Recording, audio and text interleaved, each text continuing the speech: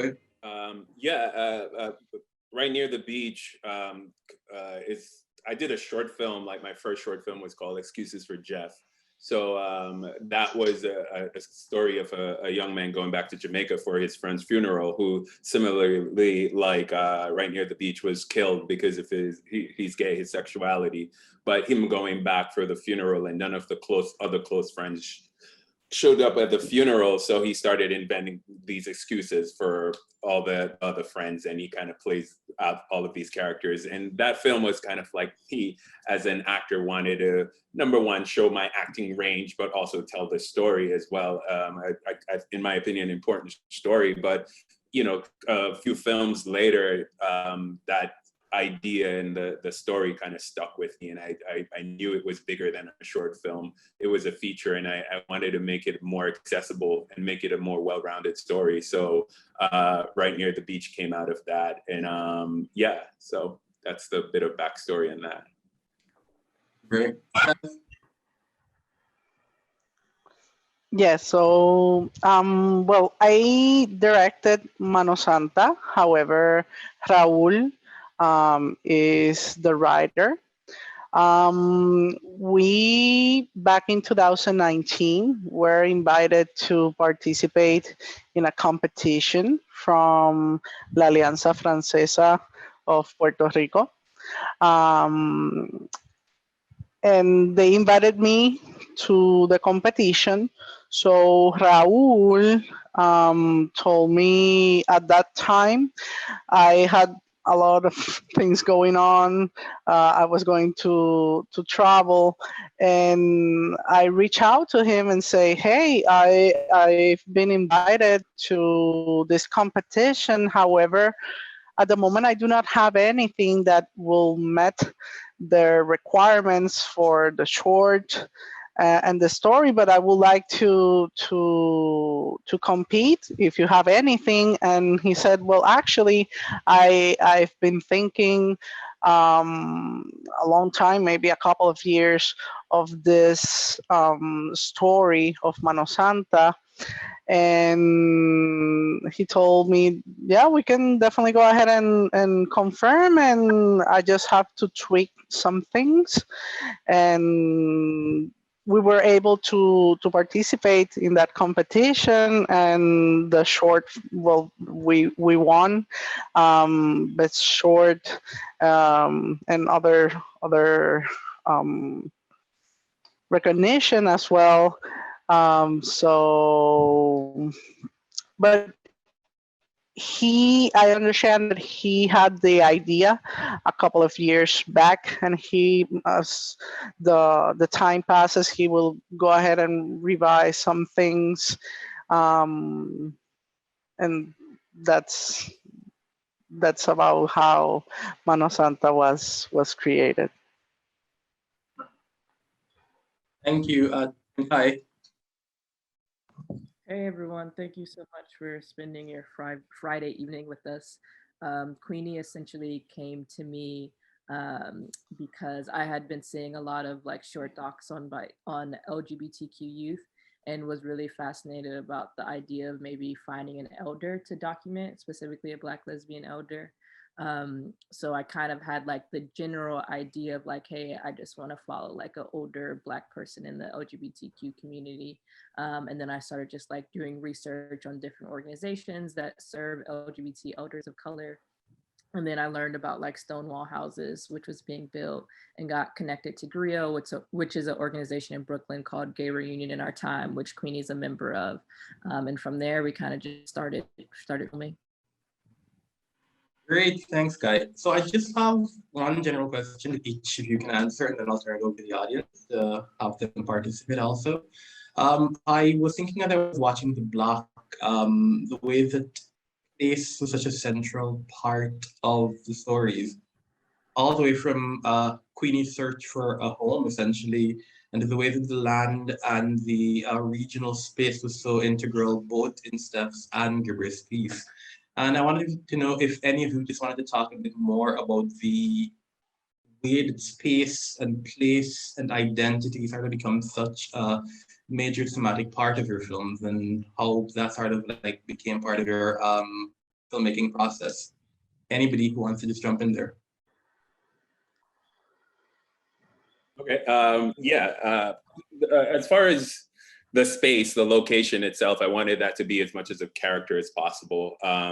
Mr. Jacob is a farmer, and my dad actually owns a farm and operates a farm there. So I knew I wanted the thing that brought, in particular, the Mr. Jacob and Mike's character together is the land, and quite literally healing each other with the herbs and medicine around. So I wanted that to be a character, and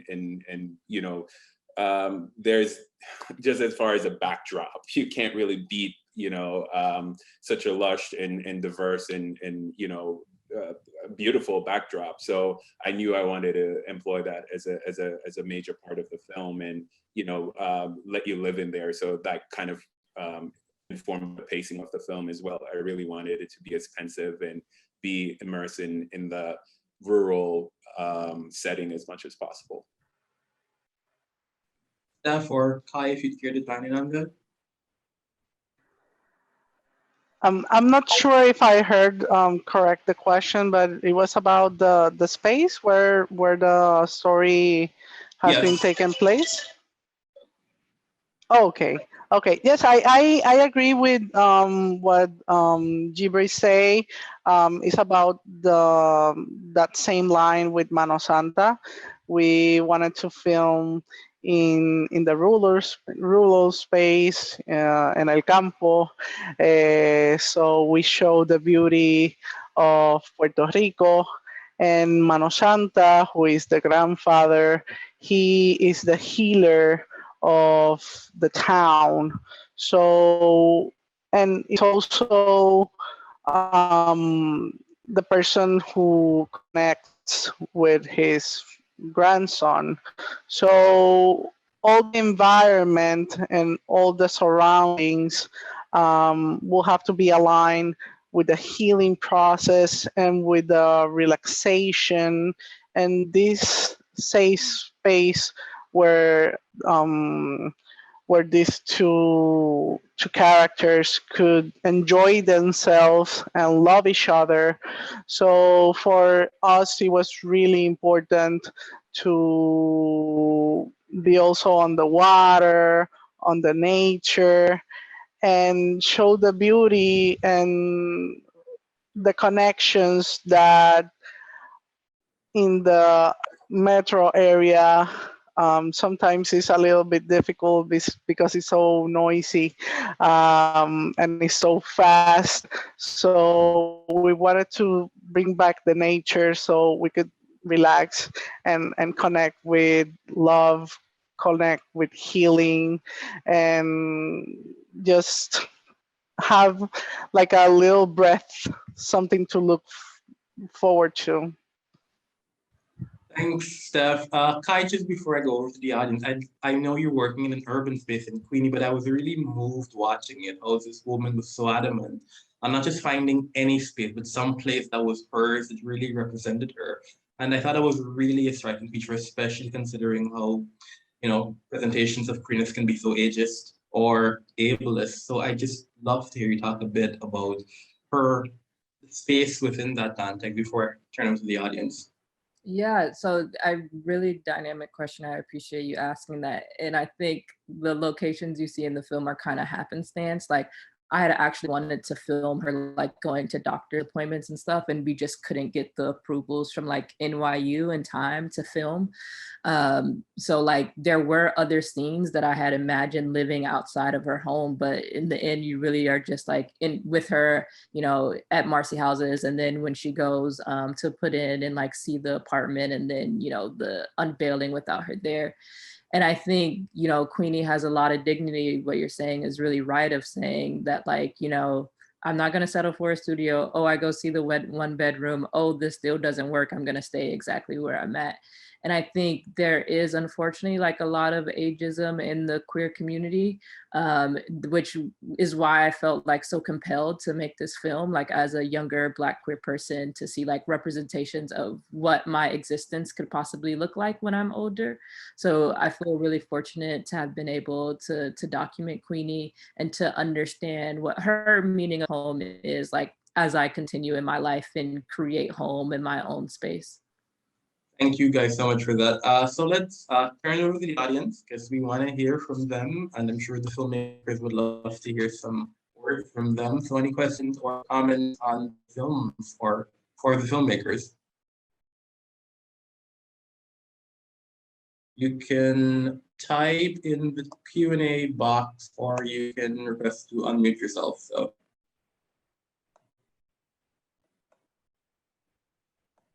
Any takers?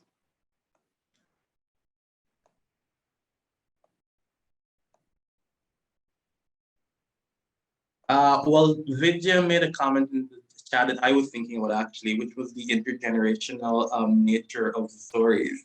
It's really interesting how all the films had that dynamic, whether it was grandfather, grandson, father, son, and even with Queenie conversations in the film. And it's not a question, but I'd love to hear if any of you wanted to expound on that. I mean, Kai sort of touched on it in her answer in a bit when she was talking about the young queer person and representing Queenie as an older person. So if anybody wants to expand on Vidya's point, I'd love to hear it. Yeah, I think, Griot is a great organization which Queenie is a part of, and they have like a program that matches like young queer folks who are interested in building like community with elders. And it's something that I thought about a lot during the pandemic because, older folks and especially queer older folks are like more vulnerable to like isolation. And it was really important to that organization to make sure that there could be folks calling and checking in up on them. Like, it brings me a lot of joy to call Queenie and be like, hey, like what's going on? Or for her to like WhatsApp message me and to continue to like build a relationship, even though the film has already ended. And I want to like encourage folks to like have conversations with elders in their life, regardless of what their sexuality is, because someone having, lived on this earth for a significant period of time, like they have life experience where you like don't necessarily have to make the same quote like mistakes they have. And there's kind of like a sage wisdom of having conversations with elders to be like, hey, this is what's going on in my life, what do you think about it? Or like, it always is really interesting to me whenever there's like a major news event going on in the world to like call Queenie and be like, hey, like, what do you think about this? Like, I remember after all the stuff happened on January 6th, calling her and being like, do you see this shit? Like, this is crazy. And she'd be like, yeah, this is wild. Or, her reflections on like the civil rights movement and all that stuff has been really sweet and tender to me. Thanks so much for that, Kai. You ready? Do you want to say something? Yeah. I'll put you on the spot. No, it's for this film, and Mr. Jacob, the character, that is my actual father. And, throughout this experience, it definitely brought us a lot closer. My dad and I, talk about masculinity. We know that we love each other. We know that we care for each other, but in actions like a hug or it's sometimes you don't do that. And it's all of these toxic, mood and conversations around you, you kind of shy away from doing these things. And in the film, it was like that hug towards the end of the film. That's probably one of the closest embrace my dad and I have ever had. So this film and like how it connects to elders and people and family and all of that stuff. It's amazing. And seeing all of these films and how everything, again, from nature to elders to these different connections, it was beautiful to see. Yeah. Thanks, Gabriel. Steph, I mean, we're wrapping up on the Q&A, but I'd love to hear you talk. Vidya mentioned, for example, the her picking scene with the grandfather and grandson and thinking, through ideas of toxic masculinity and intergenerational conflict. I'd love to hear your points about it, especially in terms of the Latin American slant of your particular film. Yes. Well, This film is about showing different masculinities, just because usually in the rural zones we kind of see these grandfathers and the men's role as the one that provide for the family, and their main goal is providing for the family, in terms of food and money. But Mano Santa is also about imagining and being able to think about what we also would have liked, maybe our grandfathers or these figures to be like, to be that also you can have these connections and this relationship where you can talk and you can talk freely about how you feel, because you see that the relationship with his dad is not the best one, because he tells that the father doesn't understand and doesn't hear what he has to say of or he's feeling. And so by the figure of the abuelo, the grandfather, we are able to also envision what this relationship, this healing relationship, and this other type of masculinity should look like. So it's also imagining and reconstructing the things that we know and the things that, in this case, the grandfather does. He heals other people and he's the healer of the town. And he also has this beautiful connection with his grandson, that he shares this knowledge, he shares this sensibility that we often do not see men in these relationships where they show the sensibility and the affection and the love that they display on this film. So it was really, really, really beautiful. And also wanted to add that the song at the end is from one of my friends, and he sing that song with his grandfather also. So that was so beautiful and so touching when he come with the idea and the proposal, and then seeing them just perform and sing. It was just another level. It's like Mano Santa was actually happening in all of this. So that was really, really, really touching for me. Thank you so much for that story, Steph. We're just out of time, but if you guys can take a quick 20 seconds to just tell our audience where we can find you online or anywhere on the interwebs. If you go Kai, Gibray, Steph, just so we can look out for the great work that you guys are going to be doing. I know. So I have a website, kai.fyi, which is super simple. And I try to keep it updated on, where folks can watch Queenie. And I had another short film that recently came out called Change the Name, which was produced with Tribeca Studios, and follows a group of young activists in Chicago. Gibray?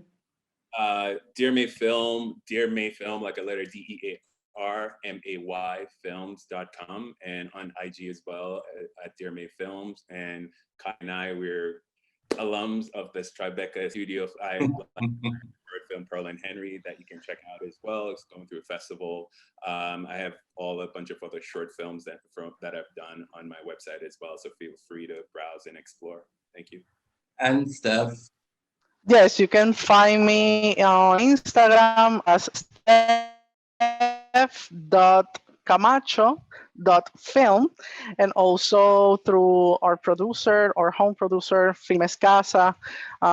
We are most welcome to answer any questions or just grab a coffee. Thank you so much for sharing your work with us. We really appreciate it, and thanks to the audience for sticking around. I'll hand you over to Ramona. Or Leo.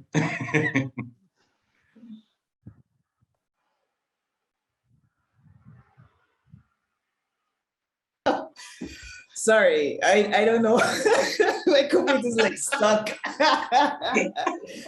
All right. Just amazing block. I mean, I programmed it, but still, with seeing it all come together and all these films playing one after the other, and all the themes that came out to them, and it was amazing. That's what I can say. Thank you guys for making your films and for letting us show them and for showing up today to engage with us. I appreciate it. Thank you. Thank you. Thank you for the invitation. This has been wonderful. All Thank right, you for thanks.